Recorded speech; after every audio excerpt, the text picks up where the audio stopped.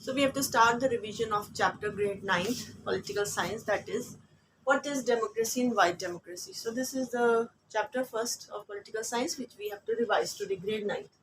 So here just let's start with the simple definition of democracy.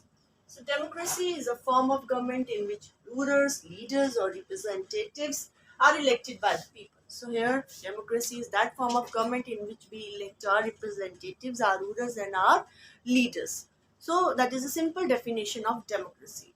But at least from this definition we came to know that what kind of government is democracy, and we can easily separate it from the governments which are non-democratic. So here, democracy is a form of government in which leaders or representatives are elected by the people. But here, many questions are arised or raised from this simple definition also. But with this definition, one thing I have told you, it is very clear which kind of democratic government is there and which is the non-democratic kind of government. Like we have seen in the case of Myanmar also. Recently in February 2021, so the military coup was there in the Myanmar. So the military, they have overthrown the democratically elected government, and obviously these military rulers, these military dictators, they are not elected democratically by the government. So we can't say that democratic government is there in the Myanmar. So this was the case which was there in the Myanmar. And now certain questions are raised there, that who are the rulers here, or who are the leaders or our representatives, which officials must be elected for any government to be called a democracy, which kind of officials will be there which we are going to elect so that the government is called democracy. So this we have to see, this we have to analyze. What about the elections, how the elections will be conducted? That we are saying, we will say that yes, this is a democratic elections, that it is free and fair elections, regular election, universal franchise is given to all the citizens. So this we have to see how the elections are actually conducted in a democratic setup. Then who are the people who can elect the rulers? Then who are the people who will cast vote? Whether this right is given to everyone or it is just restricted to some of the section of the society, or to get elected as a ruler. Then who can contest the election? Who are those people who can contest the election? Political equality is there in the country or no? Then finally, what kind of form of government is called democracy? What kind of form of government? After elections, whichever government is formed, can they exercise the unlimited power or they have to work within the parameters of constitution? So this we have to see. So after analyzing, we'll come to know each feature, that whether the countries are democratic they are, or they are non-democratic, in which way the elections are conducted, how the orders are passed, who is taking the order, whether the orders are passed by the military dictator or it is passed by the people who are elected by the people, the citizens of the country. So this we have to see. So we will analyze all these features in detail. So the first feature which we have to analyze is major decision by the elected leaders. So here we have to analyze the first feature, that whether the major decisions they are taken by the elected leader or they are imposed by any of the dictator on the people of the country. So this we have to see now. So let's take the case of Pakistan. So General Pervez Musharraf, he did the military coup. He in October 1999 illegally he has overthrown the government. Okay, to come into the power, he has overthrown a democratically elected government, and he declared himself as a chief executive. So he has declared himself that I am the chief executive of Pakistan, and later on he changed his designation to the president also.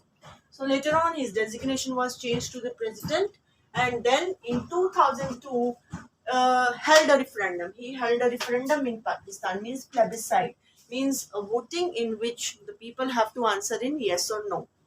So the referendum that you wanted General Pervez Musharraf to continue for more 5 terms.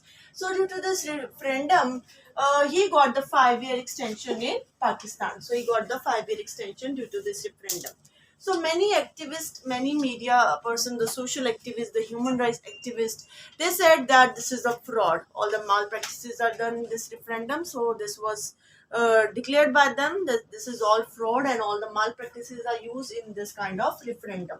when the person has overthrown the democratically elected government, then what you can expect from that person, that he will go for a fair referendum when he has captured the power forcefully from the democratically elected people. And in August 2002, he issued a legal framework order. So this order was issued by him, a legal framework order that which according to this order he can amend the constitution now.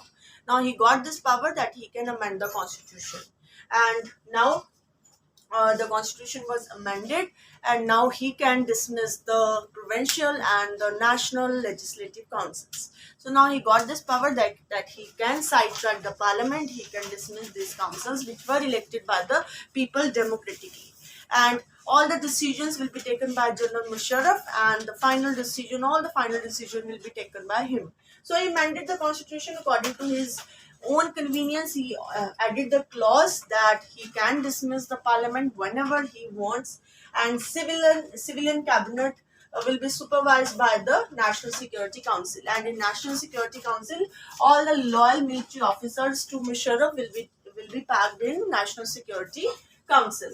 Now, after that, elections were held in the Pakistan, but less power was given to the democratically elected institutions, that is national and provincial assemblies.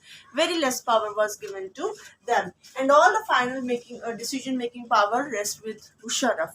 So this you have seen the case of Pakistan, in which the democratically elected representatives, they don't have any say, and very less powers were given to them, and all the final power is with the military dictator whom the people have not elected. So this can't be a democratic setup. All the major decision has to be taken by the elected leader. That is a democratic setup. So we can't say that in Pakistan this is a case of a democratic setup. And in other countries also we have seen, whether it is USSR, communist Poland, or USA and Iraq, where the decision making was done by the external forces and not by the citizens of that country. So this is not a case of, clearly a case of non-democratic regime. So the next feature which we have to analyze in the case of democratic setup is free and fair elections. That if free and fair electoral competition should be there, then only we can say that this is a democratic setup in which free and fair elections are conducted. So if we see the case of China, the one party country, one party rule, the regular elections are conducted, and to elect the parliament of the country, that is National People's Congress. So Chinese parliament is called National People's Congress. So they have the power to appoint the president. So they have the power to appoint the president of the country, the Chinese parliament, and it has nearly 3,000 members. So the strength is 3,000 members. Now, before contesting the election, the candidate needs the approval of the Chinese Communist Party.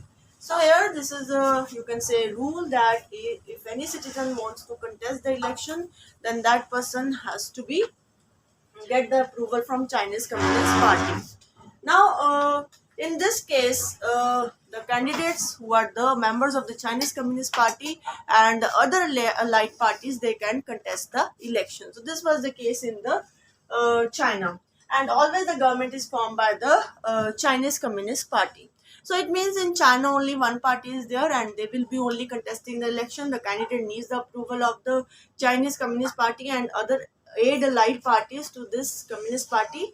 And after this, always the government is formed by the Chinese Communist Party. That is, the election in China is all about Communist Party versus Communist Party. No other choices there in the front of the voters. So only one party is there. So automatically, if elections are conducted, then they will only come to power.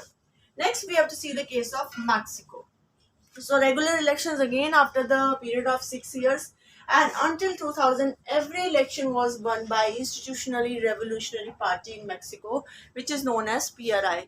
Now, how always the PRI used to win these elections? Due to the dirty tricks they used to use in the elections. Like at the last minute, they used to change the polling booths, the bogus voting they used to do, and the teachers, the government teachers, they have to guide the parents, or they have to request the parents that you have to vote only for PRI. And all the government employees, they have to attend the meeting of the PRI. So this kind of conditions were there. It is not that the other parties were not there, the opposition was also there, but always the ruling party and the media, they were under control of this PRI party, and they used to criticize always this the opposition parties. They were there, the opposition party was there, but always the government is formed by the PRI. So this raises a question mark that always it is not possible that always the ruling party will only form the government. So here something fishy was there, that how they are doing this because of the dirty tricks, and the media also used to criticize the opposition party. So here, dirty tricks, they used to change the polling booths, and people were harassed, and people have to move to the another location in order to cast their vote. And the teachers also, they used to convince the parents that you have to, the teachers of the government schools, they have to vote for the PRI. So you can say that these kind of elections can't be called free and fair election. So in a democratic setup, the free and fair election should be there, regular period they should be conducted, more competition should be there, multiple party system should be there, so that the voters should have a real choice in front of them. So you can see in the case of China, no real choice was there in the front of voter. It is either Communist Party or the Communist Party, nothing else is there. So no meaningful choice is there in the case of voter. And here also in the case of Mexico, if you see, the same party is forming the government again and again. But in a democratic setup, if we are saying the elections are free and fair, then those who are currently in power, they should have a fair chance of losing. So the ruling party also should lose. It is not that the ruling party is always winning. So, and the opposition is also there. It is not that other party is not there. Here, other parties are also there, but government is formed by only one party. So it means the question mark is there on the democratic setup, and this is the case that if free and fair election are there, multi-party system is there, people are having lot of choice, then only it is conducted in a free and fair manner, then only we can say that elections are free and fair in a democratic setup, and the election conducting body, that is election commission, should also be independent from the government control.